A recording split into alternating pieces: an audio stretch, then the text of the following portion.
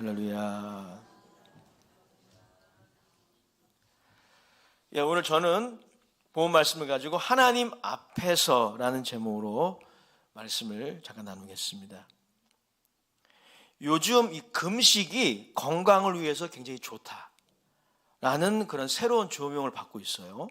이른바 간헐적 단식이라는 것이 있답니다. 이것을 추천하는 너튜브 사이트들이 굉장히 많아졌어요. 그래서 제가 좀 조사를 해보니까 금식, 이것이 이제 왜 좋냐면은 과식이 있잖아요. 과식이 노화를 촉진시킨대요. 그리고 우리의 수명을 단축시킨다고 합니다.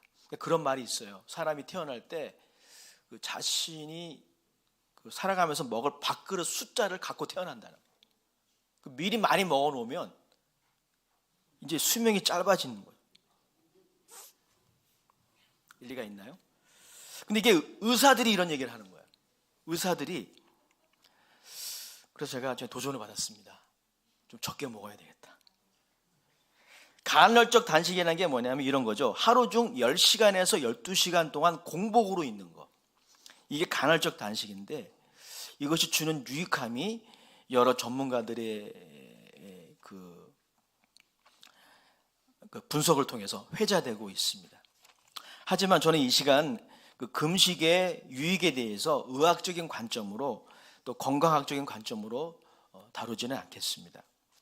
다만 영적인 차원에서 이 금식 혹은 금식 기도의 유익을 좀 생각해 보기 원해요. 마태복음 강해의 저자 마이클 그르는 자신의 그 책에서 이 금식과 금식 기도에 4가지 유익이 있다고 말하고 있는데 제가 소개해 드릴게요. 첫 번째 어떤 유익이 있냐면 자기 훈련을 강화시킨다는 것입니다. 금식은 절제잖아요. 자기 훈련도 절제 아닙니까? 이것을 강화시키는 역할을 금식이 한다는 것입니다. 또 두 번째, 물질에 대한 소유욕을 약화시킨다. 우리가 보통 물질에 대한 어떤 집착이 있는데 그것을 약화시키는 게 금식 기도의 두 번째 유익입니다. 또 잘못된 습관들, 좋은 습관은 잘 형성이 안 되죠. 잘못된 습관이 형성이 잘 되는데 그런 잘못된 습관의 힘을 약화시키는 역할을 금식이 한다는 것입니다. 마지막 4번째로 금식과 금식 기도는 무엇보다 하나님께 우리의 정신을 집중하도록 만든다는 거예요. 일리가 있는 그런 분석이라고 저는 믿습니다. 구약과 신약에 나와 있는 믿음의 인물들을 보십시오. 그들은 중요한 결정을 해야 할 때 금식을 했어요. 금식 기도를 했습니다. 또 인생의 결정적인 위기와 위험을 만날 때 정말 자신의 힘으로 헤쳐나갈 수 없는 난관에 부딪혔을 때 그들은 금식하며 기도했습니다. 히스기야 왕 같은 경우 그런 예죠. 금식 기도는 우리로 하여금 이렇게 하나님께 집중하게 하는데 매우 유용합니다. 제가 개인적으로 경험했던 금식의 유익 2가지를 좀 소개해 드리기 원합니다. 먼저 저는 금식을 통해 매일 먹는 음식에 대한 감사가 회복되는 것을 많이 경험했습니다. 여러분 금식하면 사실 부끄럽지만 예수님은 생각나는 것이 아니라 짜장면이 생각이 나요. 그게 우리의 연약함이죠. 그런데 금식을 하면서 라면 한 봉지를 끓여 먹을 수 있다는 게 얼마나 감사한지 그 감사가 회복되는 것을 저는 경험했어요. 또한 금식을 통해 제가 얼마나 연약한 자인지를 많이 통감합니다. 그래서 저의 원초적인 모습, 한 끼만 안 먹어도 짜증이 나고 원망이 나오는 이 저희 원초적인 모습을 저는 발견해요. 금식을 통해서. 그리고 겸손해집니다. 이것이 저 개인적으로 경험하고 있는 금식 또 금식 기도의 유익입니다. 오늘 예수님께서도 이렇게 말씀을 하십니다. 16절 말씀을 우리 다 같이 한번 읽어보겠습니다. 시작. 금식할 때 너희는 외식하는 자들과 같이 슬픈 기색을 보이지 말라. 그들은 금식하는 것을 사람에게 보이려고 얼굴을 흉하게 하느니라. 내가 진실로 너희에게 이르노니 그들은 자기 상을 이미 받았느니라.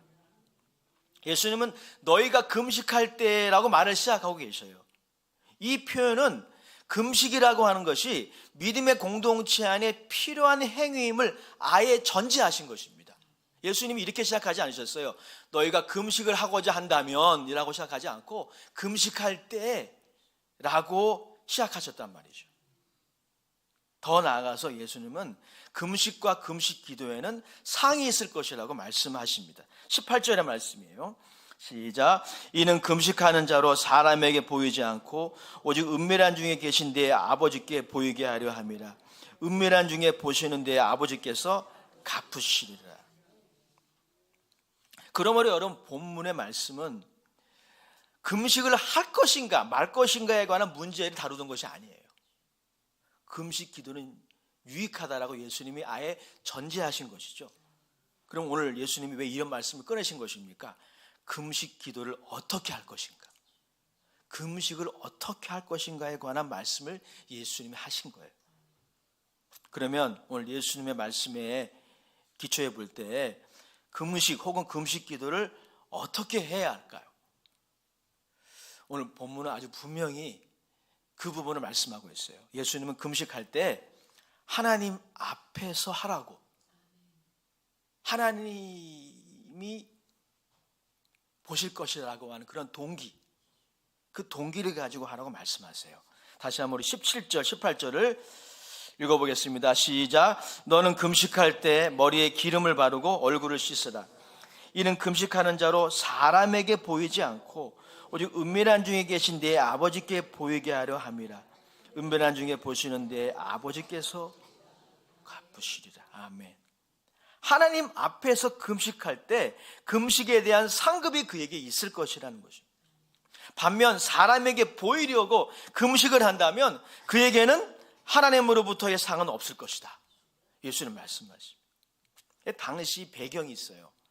당시 경건한 유대인들과 바리새인들은 일주일에 2번 월요일과 목요일에 금식을 하곤 했다고 합니다. 그들은 자신들이 금식하다는 것을 나타내기 위해서, 물론 다 그렇진 않았을 거예요.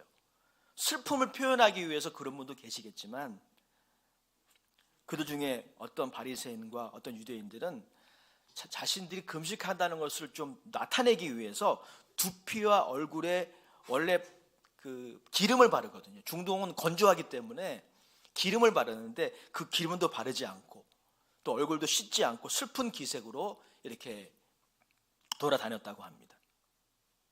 사실 여러분, 구약 시대에는 이 특별한 상황, 예컨대 중한 죄에 대한 회개가 요청될 때, 또한 위급하거나 절망적인 상황을 만날 때 그것을 슬퍼하는 행위가 바로 금식이었어요.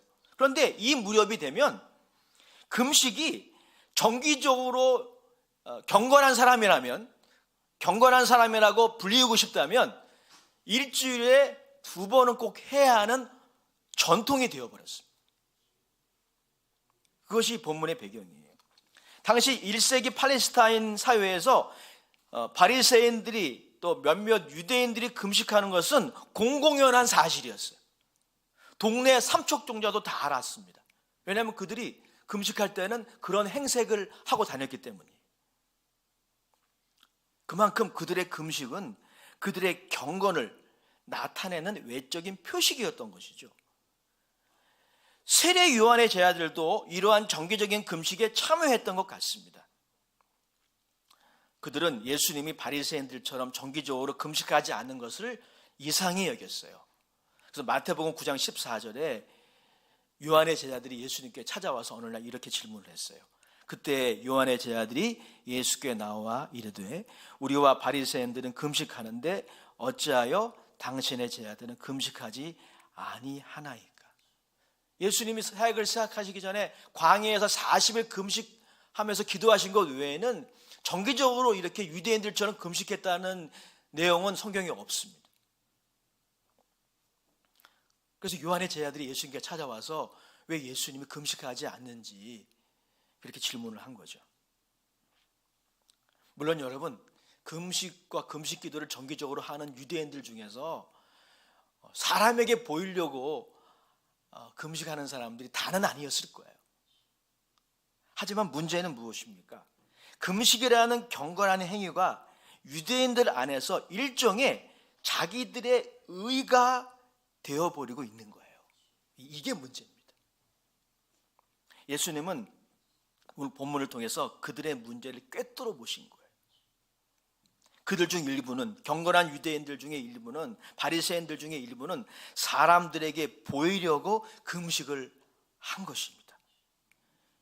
그것이 바로 예수님이 경계하셨던 외식입니다.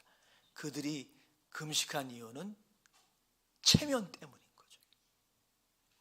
자신들이 경건한 신앙인이라고 불리우는데 그 이미지가 손상되면 안 되잖아요. 그것이 그들의 동기였습니다. 여러분, 이 외식이라는 말, 오늘 성경에 보면 예수님이 외식하는 자들과 같이 하지 말라고 말씀하고 있어요. 이 외식이라고 하는 것은 밖에 나가서 밥을 사 먹는 그 외식이 아닌 거 아시죠? 여기서 외식이라고 하는 것은 극장에서 연기자가 가면을 쓰고 연기를 한다는 것에서 유래된 단어예요. 이와 같이 여러분, 몇몇 유대인들은, 또 바리새인들은 사람들 앞에서 자신들의 금식하는 모습이 나타나기를 원했어요. 그러니 여러분, 이러한 금식의 동기는 무엇입니까? 사람들 앞에서 모양이 빠지지 않는 것, 체면.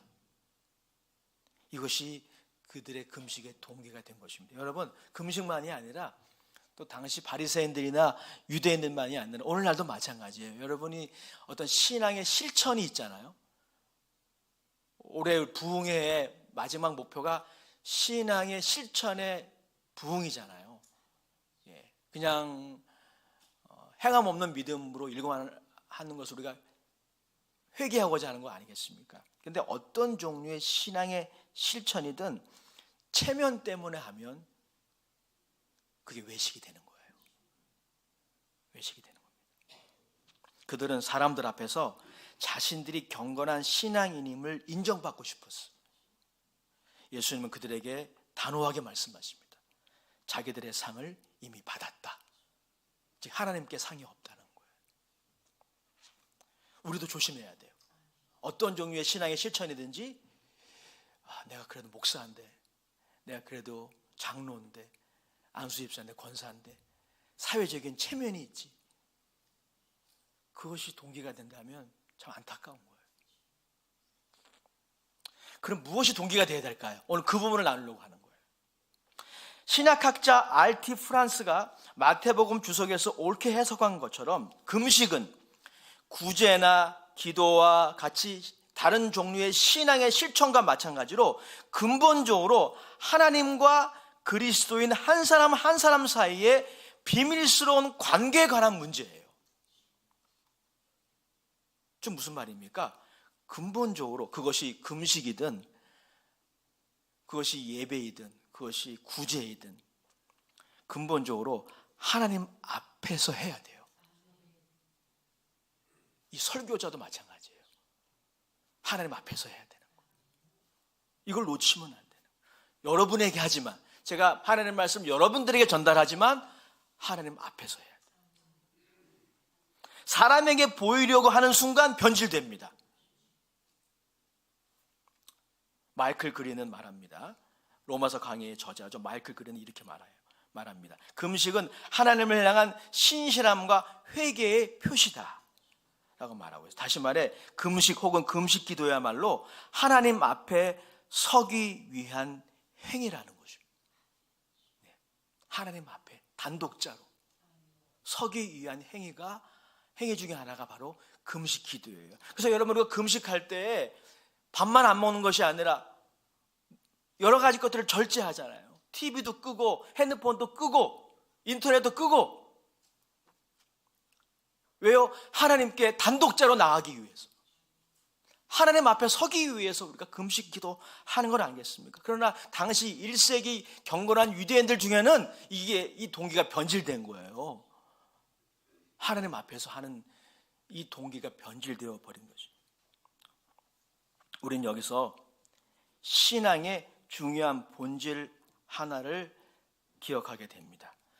그것이 구제이든 그것이 기도이든 금식이든 직장과 가정에서의 일이든, 여러분, 신앙의 실천의 본질은 뭐냐면 단 한 명의 관중 앞에서 하는 거예요.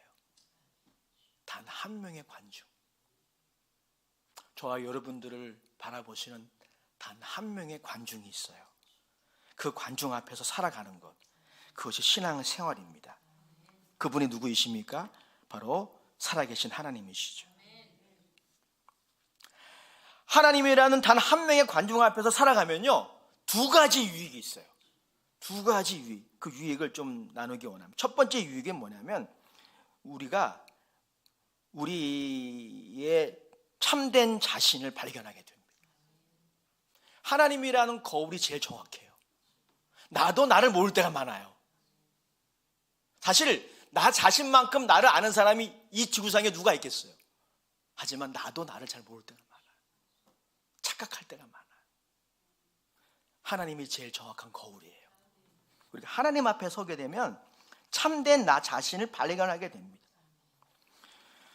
우리가 하나님 앞에 서게 되면 우리들이 자신의 공로와 됨됨이 자격으로는 하나님 앞에 당당히 선다는 것이 불가능한 죄인임을 발견합니다. 그래서 주 없이 살 수 없네, 이 고백이 나와요. 하나님 앞에 설 때.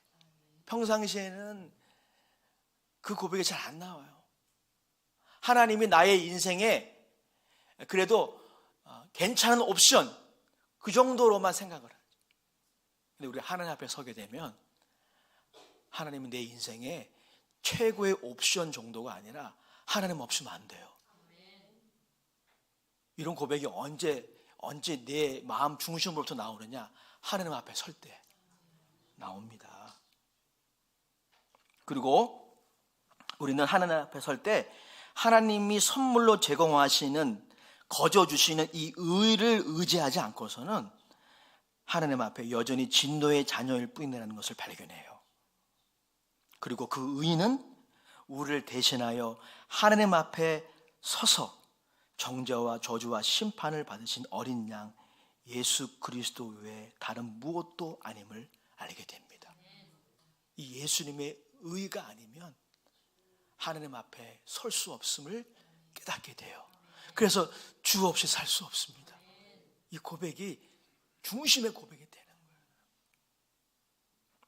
사랑하는 여러분, 예수 그리스도는 어떤 분입니까? 하나님, 우리를 대신해서 하나님 앞에 서셨어요.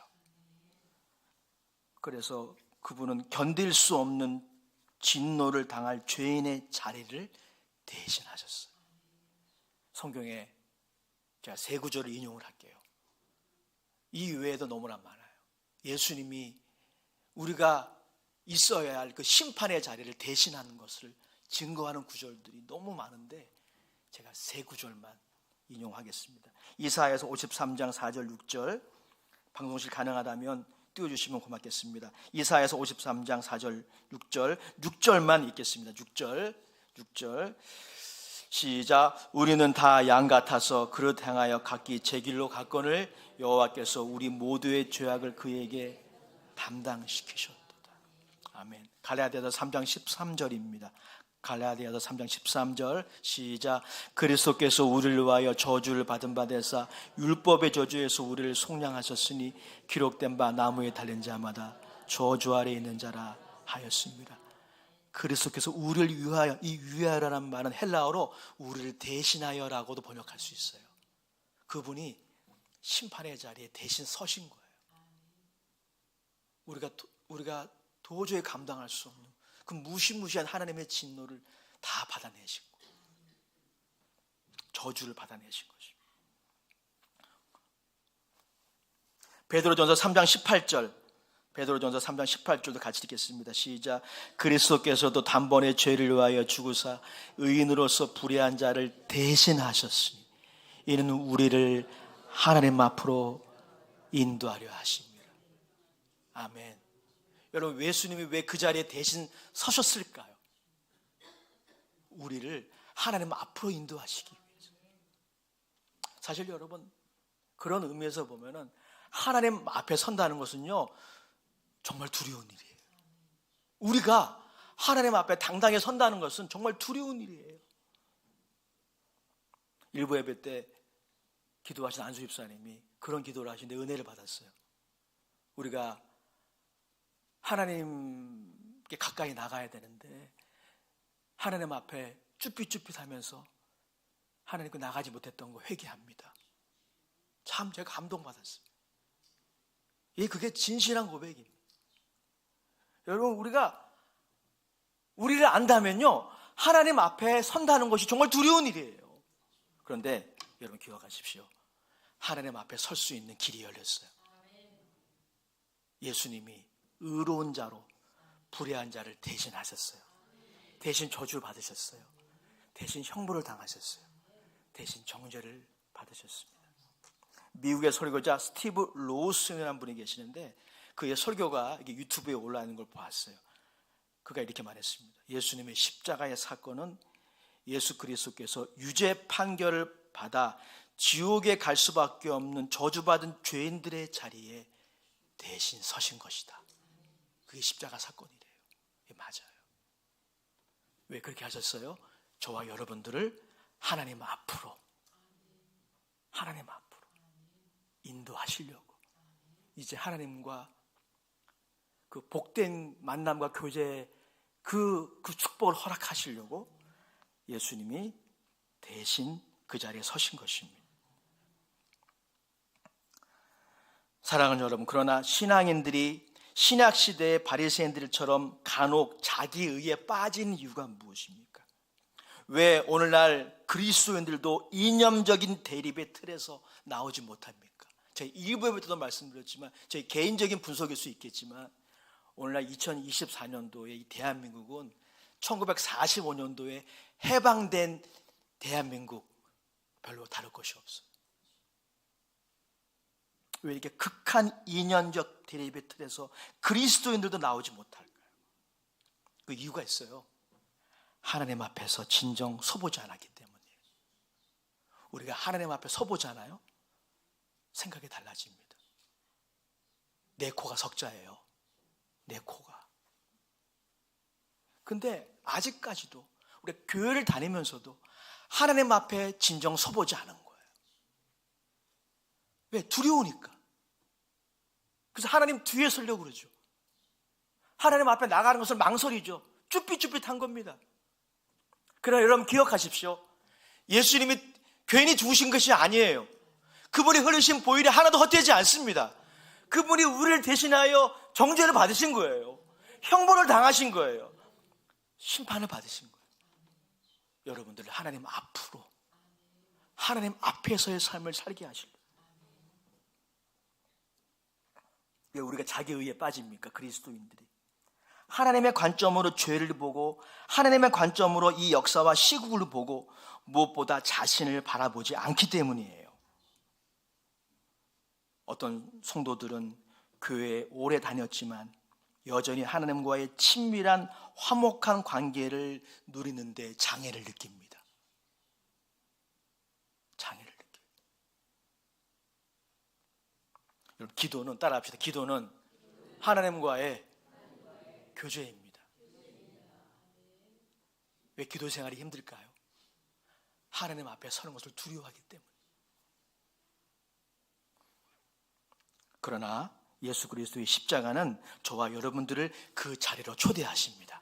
하나님 앞 그 자리, 하나님과 교제할 수 있는, 하나님과 당당히 나아갈 수 있는, 우리의 아픔과 문제를 놓고 간구할 수 있는 그 은혜의 보좌 앞으로 여러분들을 초대하세요. 히브리서 4장 16절에 이런 말씀이 있습니다. 그러므로 우리는 긍휼하심을 받고 때를 따라 돕는 은혜를 얻기 위하여 은혜의 보좌 앞에, 따라합시다. 은혜의 보좌 앞에 담대히 나아갈 것입니다. 예수 그리스도의 십자가는 여러분들을 그 하나님 앞으로 초대하고 계셔요. 이런 신앙의 본질에 대한 정의로 볼 때 죄는 무엇입니까? 죄. 설교자 팀 켈러가 하나님을 말하다라는 책에서 옳게 지적했듯이 죄라고 하는 것은 그냥 실행죄들만이 아니라 그건 그냥 열매에 해당되는 거죠. 죄의 본질은 뭐냐면 하나님과의 이러한 관계에서 깊고 깊은 자기의 정체감을 찾아내기를 거부하는 태도, 이게 죄라는 것입니다. 즉 하나님과의 관계보다 하나님 앞에 살면서 그분과 누리게 되는 이 하나님과의 관계보다 그 밖에 다른 요소들을 삶의 의미와 행복의 중심으로 삼고 그 위에 자기의 정체감을 세워나가라는 태도, 이게 죄라는 것입니다. 좀 어렵죠, 말이. 좀 쉽게 표현하면 이런 거예요. 지난주에 나눈 거하고 일맥상통합니다.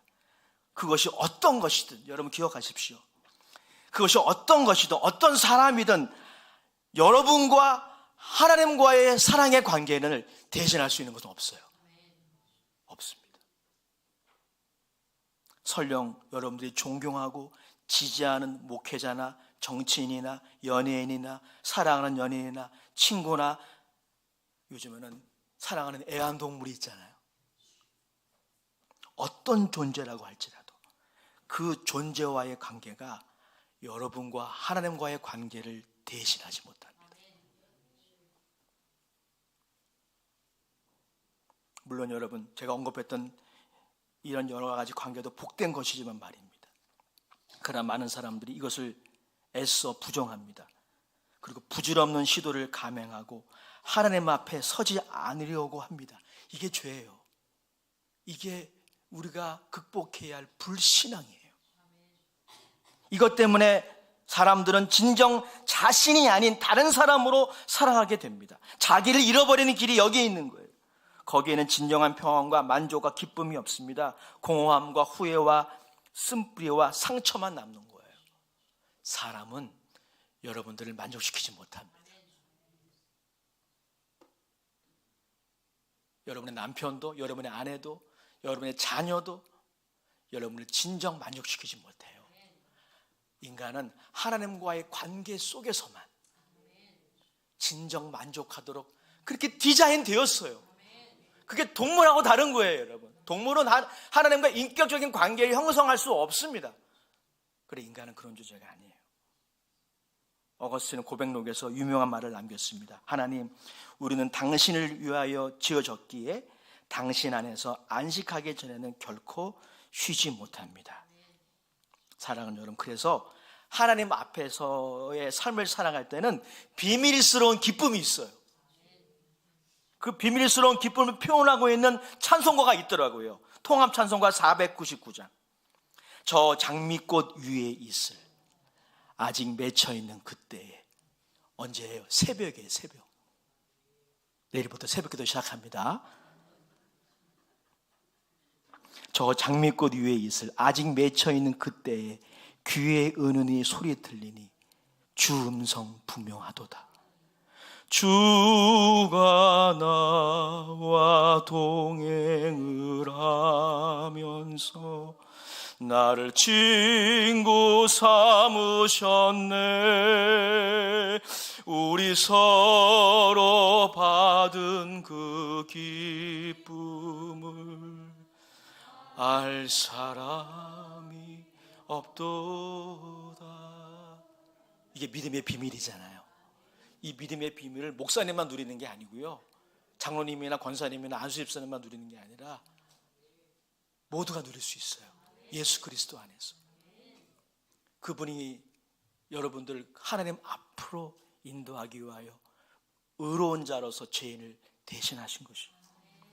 종교개혁자 루터는 그래서 이렇게 말했습니다. 참된 삶과 인간의 행복을 바라는 이들이여 먼저 하나님 앞으로 나오라. 하나님 앞에 서라 라고 말하고 있습니다. 그렇다고 여러분 오해하지 마십시오. 하나님 앞에서의 삶은 독불 장군식으로 신앙생활하는 그 모습으로 남아있지 않게 합니다. 왜냐하면 하나님 앞에서의 삶은 이웃과의 조화로운 관계로 나타나는 특징을 가지고 있어요. 조직신학 꿀팁이라는 책의 저자 윤형철 교수는 하나님 앞에서의 삶이 단순히 종교적인 삶만이 아님을 강조하고 있습니다. 그것은 이웃과의 윤리적인 삶으로 이어진다는 것입니다. 코람데오, 그런 말 들어보셨죠? 코람데오, 이게 라틴어로 before God, 하나님 앞에서라는 뜻인데요, 윤영철 교수에 따르면 코람데오의 삶은 코람문도, 이것은 라틴어로 사람 앞에서의 삶이거든요. 사람 앞에서의 삶으로 이어진다는 것입니다. 다시 말해 하나님 앞에서 사람이 살게 되면 이웃과의 관계에 있어서도 자기 중심성, 이기주의를 부정하는 삶을 살게 돼요. 하나님 앞에서 탄다고 하면서 여전히 이기적으로 산다는 것은 말이 안 되는 거예요.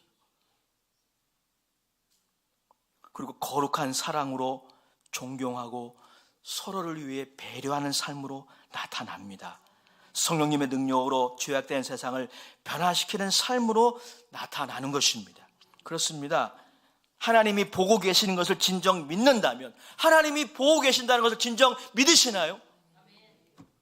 우리가 이것을 의식하며 살아야 되는 것이죠. 하나님 앞에서 살아가는 사람이 어떻게 새벽 기도를 끝나고 길에 가다가 남의 오이밭에 오이를 슬쩍할 수 있겠어요? 그런 일이 실제 있었나 봐요. 하나님이 보고 계시다는 것을 믿는 회사의 격리 직원이 어떻게 공금을 횡령할 수 있겠습니까? 하나님이 보고 계신다는 것을 믿고 있는 사람이 어떻게 돌아다니면서 이웃의 영예를 극히 허는 행위를 할 수 있겠어요? 여러분, 오늘 이 예배 시간만이 아니라 예배가 끝나고 여러분들이 교제할 때도 하나님 앞에서 살아가시길 축복합니다. 하나님 앞에서 살아가면 우리의 사람과의 관계가 이렇게 달라져요. 그래서 결론입니다. 요엘 선지자는 우리들에게 다음과 같은 내용을 촉구하고 있습니다. 요엘서 2장 12절 13절의 말씀이에요. 여호와의 말씀에 너희는 이제라도 금식하고 울며 애통하고 마음을 다하여 내게로 돌아오라 하셨나니 너희는 옷을 찢지 말고 마음을 찢고 너희 하나님 여호와께로 돌아올지어다. 그는 은혜로우시며 자비로우시며 노하기를 더디하시며 인애가 크시사 뜻을 돌이켜 재앙을 내리지 아니하시나니. 여호와께로 돌아오라. 무슨 말이에요? 하나님 앞으로 돌아오라는 거예요.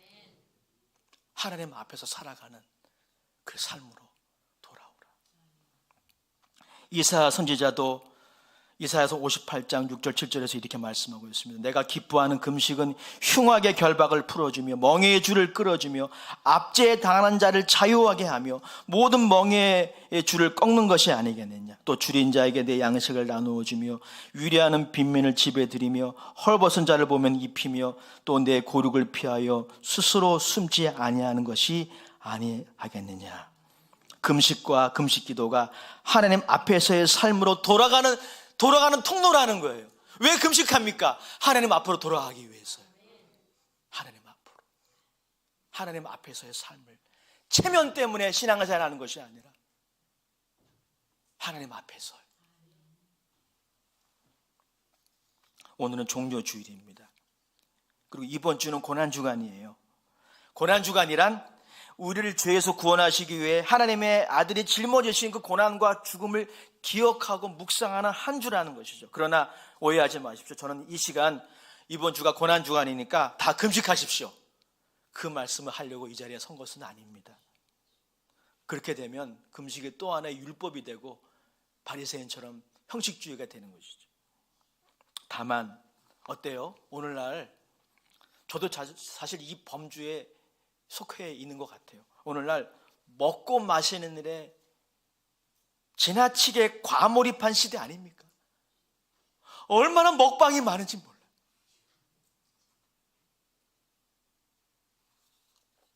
이 시대에 안타까운 것은 많은 그리스도인들이 금식 기도의 유익 같은 거는 옛날 이야기, 옛날에 많이 했어, 우리 아버님 어머님 많이 했지,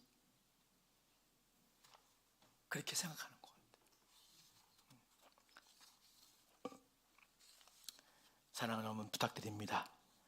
하루나 혹은 하루에 한 끼라도 금식하면서 이번 주에 하나님 앞에서의 삶, 코람데오의 삶을 회복하기를 축원합니다.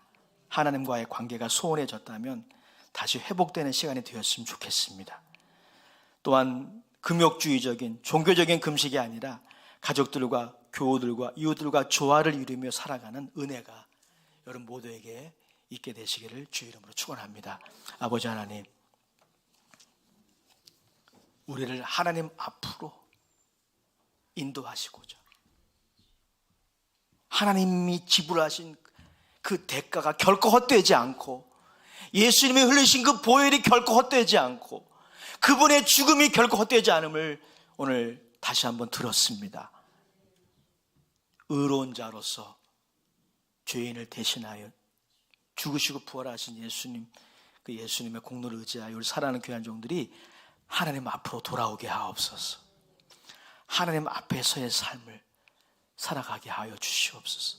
세상의 평가와 세상의 그러한 여러 가지 칭찬 중요하지만 거기에 얽매이지 않게 하옵소서. 하나님이 보시기에 어떠한가 질문하며 살아가기 원합니다. 예수님의 이름으로 감사하며 기도합니다. 아멘. 찬송가, 새 찬송가 149장, 통합 찬송가 147장